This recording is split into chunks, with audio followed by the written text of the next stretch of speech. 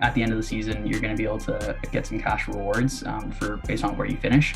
And the winning team that accumulates the most points throughout the season, they're also going to be able to have a $1,000 cash prize distributed equally amongst their team members. Right now we have Melissa Bishop, Aaron Brown, and Tim Nadeau, who all previously competed at the Olympics.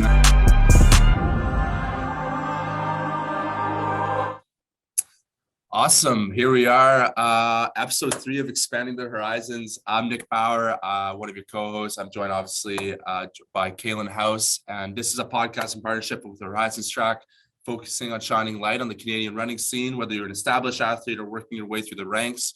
Our goal is to bring attention to the hard work and success of Canadian running. And joining us today for episode 3, we have Quinn Lyness from Ctfl, the Canadian Track&Field League, here to talk about the startup, I suppose, and everything that's going on with that. Quinn, how are you doing, man? Good. How are you? I'm good, thank you. Yeah, man. Why don't you just take a couple minutes just to tell us a little bit about what Ctfl is, how it started, what's going on right now with it, and just give us a little bit of a rundown. Yeah, so the Ctfl started, it's kind of just me kind of running it. I have a lot of people that are helping me out with different kind of functions, but and they've been a huge help. But the Ctfl in essence is basically a league, first of its kind in Canada at least, where athletes are going to be able to kind of become more available in that kind of like team environment. So we're trying to bring that individual sport into more of a team setting. You see in North America, that's what's been very popular: hockey, basketball, football. It's very successful, obviously, whereas the individual sports are kind of left behind. And I think probably one of the reasons is because if you think about a regular fan that would get involved in track and field, they might really like Andre DeGrasse, and Andre DeGrasse might compete at 3 Olympics, and then Andre DeGrasse will kind of disappear because that's the end of his career. So you kind of have trouble following track and field from a regular person perspective. So to try and kind of bridge that gap, we started that kind of like team environment. So that's why we have 4 teams in the Ctfl. This is going to be the first season, which is a really big, step.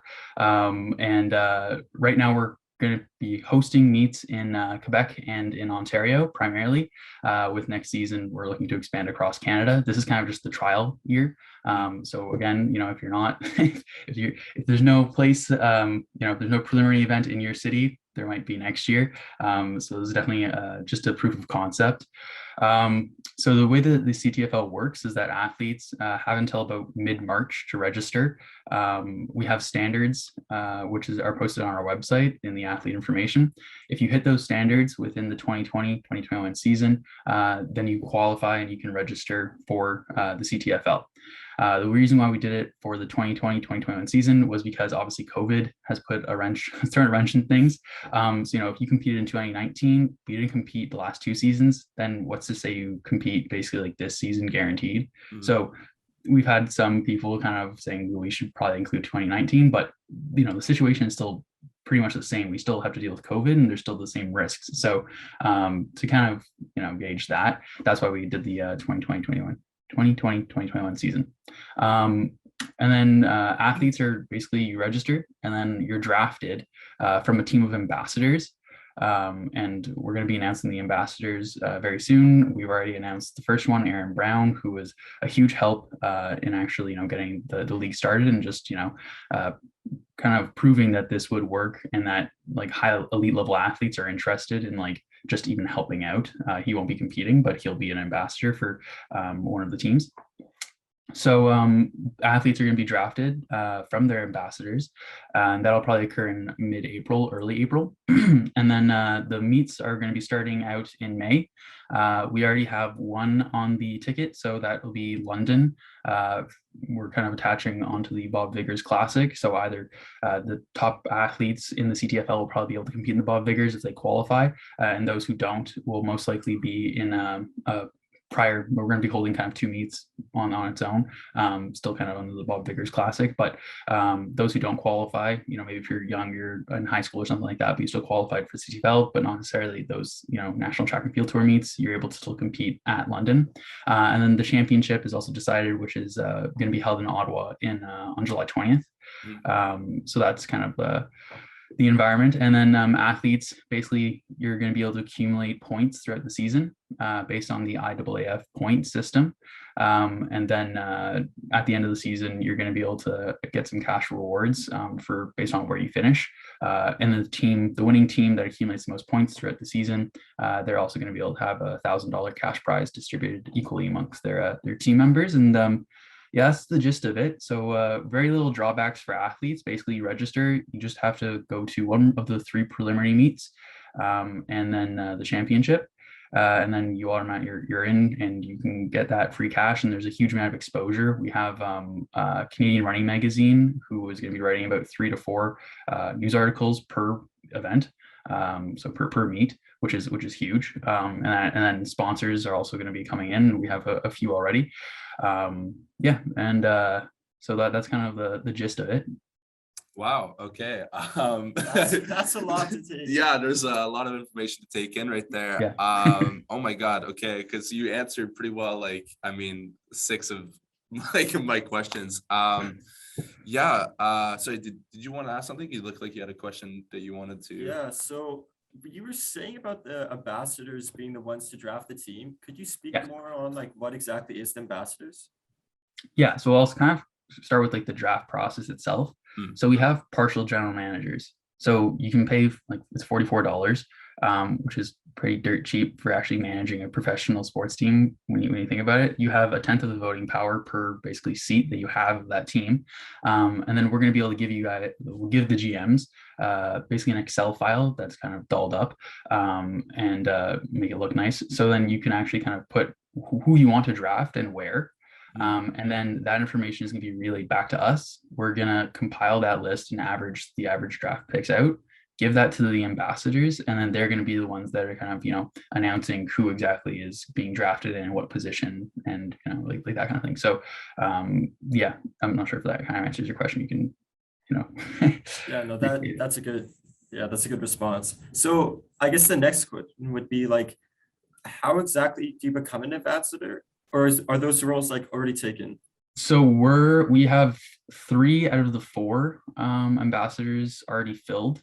And well, I guess I can answer here. So right now we have Melissa Bishop, Aaron Brown, and Tim Nadeau, who all previously competed at the Olympics. And then obviously, Melissa Bishop and Aaron Brown were both the team captains for the track and field component of the last 2020 Olympics. So huge support from them. And then we're looking to fill that last spot.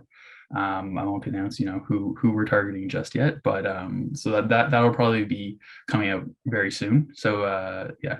You want to just tell us anyway, so we could like get the clickbait going for the podcast? I already gave you guys who the 2 other ambassadors are, so you got to. Yeah, well, no doubt. I had no idea Melissa was involved. That's really cool, actually. That is really cool. Oh my God. Yeah. Okay. Also, so respective to the meets as well. So you said you had meets coming up in Ontario. You had so for this summer you have London coming up. Yeah, and then we're going to target Ottawa will be another preliminary meet, and that's kind of a filler. So wherever we can, because Ottawa consistently has twilight meets every single Wednesday, so it'll kind of be based off of that. So that's a huge plus because the Ottawa Lions have been really, really supportive of all this. So they're also hosting the championship, just so we can get some consistency, and the athletes can go and, if they want to, compete at the preliminary event earlier in the season, and then they compete at the championship event in the same venue, same environment. So it's good for them as well. And then my last target would be Montreal. Haven't nailed that down yet. Guelph has also shown some interest in hosting a meet, so we're hopefully going to have it in at least Quebec. Who knows? We might even have a 5th meet in Guelph. Just because, if they really want to, then all power to them, and we don't change the rules. It just gives athletes more opportunities to race. So, and so athletes join Ctfl with the respective ambassadors, whoever they get drafted to, or right now, as you mentioned, if they hit the standard, they could register through your website to apply to be drafted or to be. So they enter. So right now the standards are set, and then if you already have if you qualify basically, then you're able to register, and that kind of puts you into like an athlete prospect pool. you can call it.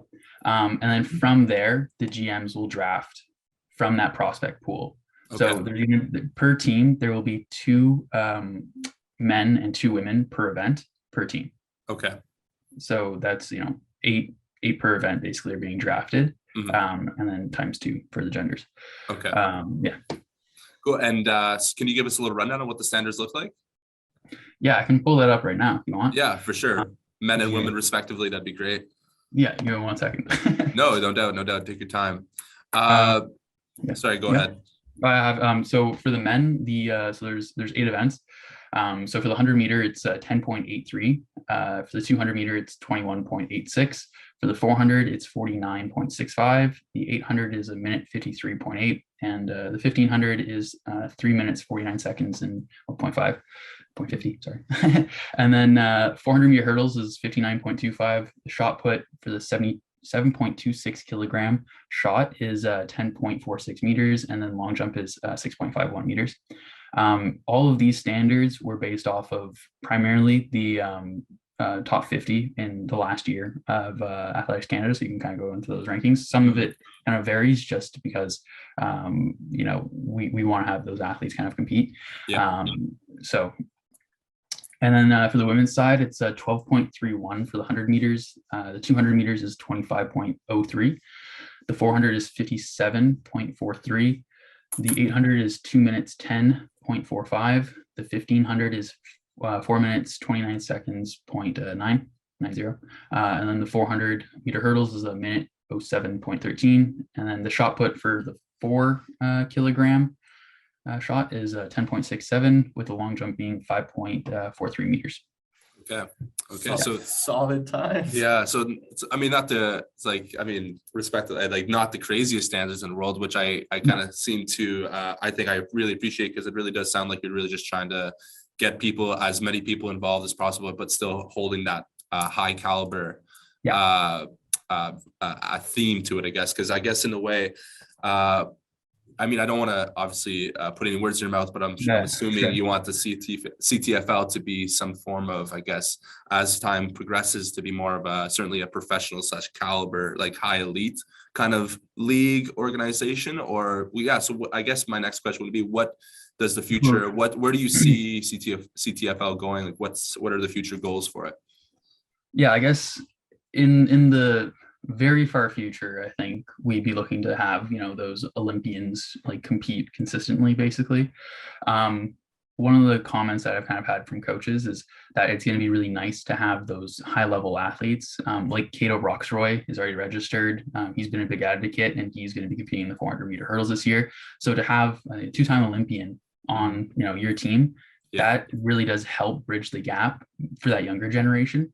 So that's kind of the funny thing. So we're not really targeting those who are in their prime, like Melissa Bishop or Aaron Brown or Tim Nadeau even. So we're not targeting those Olympians just yet. It's those that are maybe like winding down their career, and those who are kind of starting to reach the peaks of their career. So it's generally between that like 5 to like 50 range in Canada.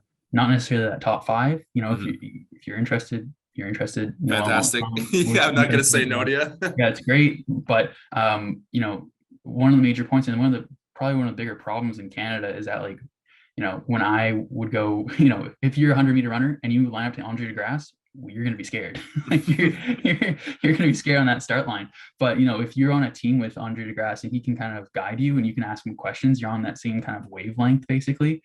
So that'll be really helpful for that younger generation that's kind of growing up. And that's something that we may be missing in just track in general. I think even, in any country really, but to be on like that same team, because you think of it, it's all the tiers basically. If you're on the Olympic team, or you're on just a national team going to like Pan Ams, or you're at the U Sport level or something, all very, very separate tiers with very little movement in between. So that kind of bridges the gap between like all of those levels. For sure. And as I guess as CTFL, as a league, I guess you could call it, would you call it a league, I guess? Or I guess a league. I'm just trying to find that. I was trying to find the right word for it. So right now you have, from my understanding, correct me if I'm wrong. So you're partnering with meets to get some meets in for the summer.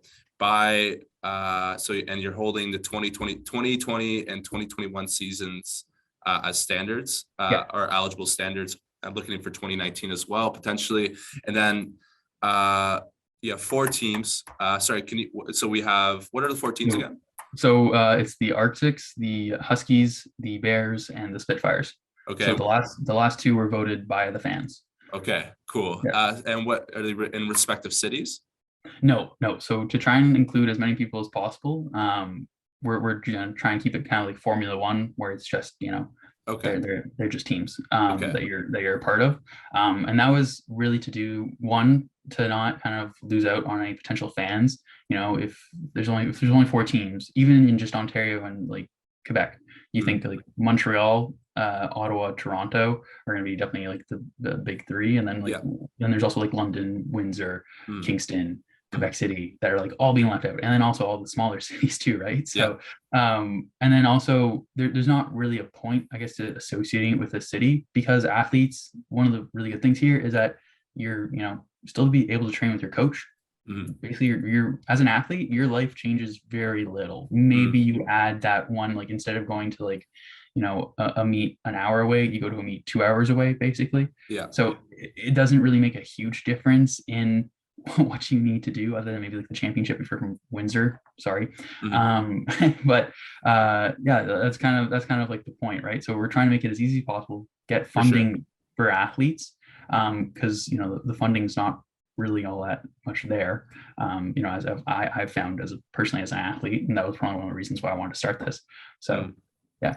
Cool. And so with these 4 teams, you hope with the meets you have currently available in Ontario, Quebec for the summer, based off those performances with those athletes, with those respective teams, they accumulate points, and whatever team accumulates the most points gets that money prize that they separate among themselves. At the end of the season. So right now there's $8,400 in the pot. Oh, wow. It won't decrease. It'll only grow depending on how much support we can get. So it's $1,000 for the winning team, and that's distributed equally. The remaining $7,400 will be for the individual athletes. So if you're carrying your team, as probably the higher level athletes have kind of been asking me, like, well, if we're distributing it equally, then why am I going to put in the effort? Well, you're going to get paid basically for your individual performance. So the first, second, and third people out of the 8, so you have a pretty good shot of making it, will get a cash bonus for their individual contributions. Cool. I just had a quick question. So with the qualifying period, I know that when I talked about it, like I guess a couple people who know of the league, would you take this indoor season's performances as like markers, or are you looking more specifically in previous times that were run in like 2020, 2021? Yeah, that normally I would, and like we are making exceptions. So like if you do feel as though like you completely, like if you're doing shot put and the standard was like it's 10.46 for men, but you hit like 13 meters this year indoors and you're planning on competing outdoors, then shoot me an email and we can make it happen. We're making exceptions. However, those who are just kind of squeaking by, it's very hard because we don't know if you didn't hit those standards basically outdoors, we don't know if you're going to be competing outdoors. So we can't necessarily fill that spot with you, just because you might or might not compete outdoors. So that's one of the major problems. And there's also next year too, right? So if you did do it, we're still going to have, there's going to be an influx of athletes. We're hopefully going to have like maybe potentially new teams. We're definitely going to have more events next year, because I know we don't have all of these track and field events, which some people are upset about, but again, just phase 1. Yeah, but if you don't make it this year, there's always next year too. And next year's gonna be a really big growth year too. So yeah, one thing I also do want to touch on was we also included, which wasn't originally stated, was the utility athletes. And that was because a lot of coaches from especially the west of Canada were like, we can't get our athletes there because like it just doesn't make sense to go to Ottawa for the championship. Yeah. So we created kind of these utility athletes, which would also be good spots for those Olympians or even anybody who's competing on like a national team, because you don't need to compete at any of these events. It's gonna be a lot harder to get in because there's only 24 of those spots. So there's 6 spots per team, so not even 1 per event. but like it's a good opportunity if you're up in the West or the East to actually get into the CTFL, and they're also going to be contributing to their team's points and stuff too. Okay. And getting money. Yeah. Collecting the bag. Awesome. Yeah. And then so I was just a curious question for you. As growth and as CTFL progresses, I guess as the league progresses, will you be having like, I guess afterwards as a draft, I guess you could say almost as it grows, like dual meets between teams, actual meets like promoted, started and hosted by CTFL? Yeah, I don't think there's a league in the States that does dual meets, and it's because they associate their teams with actual cities. I think that may not be probably the best approach. It's kind of floundered. It's done fairly well, but I think the better option would probably be to like host our own meets. And that requires a larger team because and we've been talking with Athletics Canada, Athletics Ontario, as well as a couple other athletics associations, but primarily those two. And the main objective is not to detract from any actual meet. So the reason why we're piggybacking off of these meets is, as a meet organizer, there's very little downside unless you're losing money per entry. Basically, the athletes are, again, it's working as usual. So athletes pay their entry fees. They just have like an additional kind of like potentially get cash in the end. And it's a huge amount of exposure. So it's kind of what the athletes get. But for the meet organizers, we're piggybacking off of your meets. We're bringing really high quality athletes. Even if some of them would have already been attending, we're still going to bring some more to your event. That means that you're going to be able to get more entry fees. And then you're also going to get a huge amount of exposure because we are bringing, Canadian Running Magazine will be covering, the entire season. Yeah. So, and that'll kind of ramp up. And then we're also going to be we're also recording all those meets. So your athletes will be able to get themselves recorded too. So like there's no downside. There's very little downside to this league for both athletes and meet organizers because we're just trying to kind of create more value. But like, to your point, in the future, I think we'll probably stay with this model for a very long time just because we're trying to create more value for those meets that are already pre-existing, like the Bob Riggers Classic. Okay. So I guess if we could just take a second to like maybe step back from the league itself, would you just be able to give some background information on like you in this sport and like kind of what came to make you want to make the league in the first place? Yeah, so I guess a little bit of background on me. So I started the sport when I was 15. I started the sport when I was really little, took a break from it because I played soccer. I grew up with the Ottawa Lions since I was like 7 years old. Came back to it when I was 15. Wanted to make OFSA desperately. In grade 10, I got a blood infection. Couldn't compete at East OFSA where I was seeded to make OFSA. That drove me like nuts. So in grade 12, I finally made the finals for like 4 hurdles and all that kind of stuff. It was great. And then I went to U Ottawa, put in a lot of effort there. I did 2 years on their team, and then the third was the pandemic, and I graduated my 4-year degree in 3 years. And then now I'm at Queen's competing for the Gales. So, hopefully, because I'm not in New York right now. We were invited pretty late and I'm in Ottawa, so I'm not in Kingston just yet, so couldn't hitch a ride. But one of the reasons why I guess I created this league was because, for an athlete like me, for the 600, I did 120, which isn't all that bad. It's a pretty good time.